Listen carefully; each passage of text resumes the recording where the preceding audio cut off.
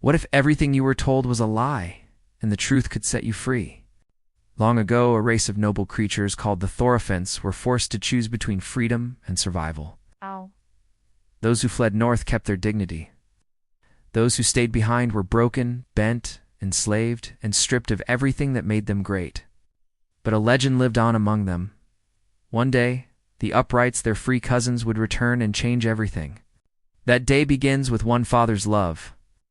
Mosley is a Thorophant who has spent his entire life plowing fields for a farmer named Simon. It is not the life he chose. He has a mate named Bera, and together they have a son, Rue, their greatest joy and their greatest fear. When Simon agrees to sell Rue to a slippery traveling salesman named Bimus, Mosley's quiet acceptance shatters. Bera, stronger than anyone gives her credit for, pushes Mosley toward a decision that will cost everything or save everything. Run. Find the uprights.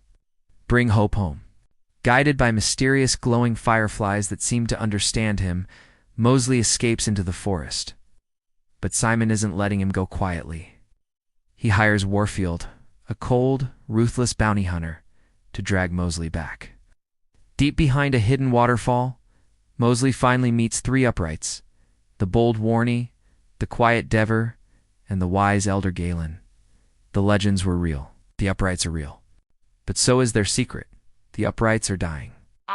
No children have been born among them in 100 years. A terrible curse, the curse of devolution, is slowly pulling them backward, toward darkness and ignorance. Their city, Kennesaroth, is beautiful but fading. And Warfield is coming. Back at the farm, young Rue steps up. He learns. He grows. He loses his friend Turpin, sold away without warning. When his mother Bera goes into labor, it is Rue who finds the courage to ask Simon for help. A daughter is born, rosy, tiny, and perfect, and already worth fighting for. In Kennesaroth, Queen Agrabah reveals the only hope. Somewhere inside the cursed great orchard grows the living tree. Its fruit can break the curse. But no one who has entered the orchard has ever come back.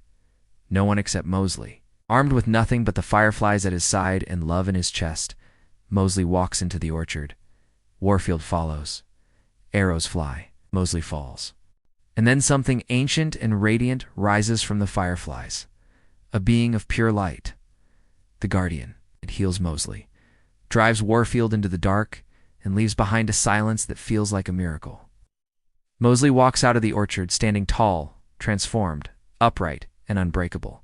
He returns to the farm. He stops the sale. He looks Simon in the eye as a free being, gives the living tree's fruit to Bera, to Rue, to a little Rosie, and one by one, they rise. A family that was never meant to be free walks free together. Their destination, Kennesaroth. Their future, their own. Some chains are made of iron, some are made of fear. Either way, they can be broken. If this story moved you, share it with someone who needs a reminder that it's never too late to stand up for yourself or for the ones you love. Mosley isn't just a tale of creatures in chains. It's a story about every soul that was told to stay small and chose to rise anyway.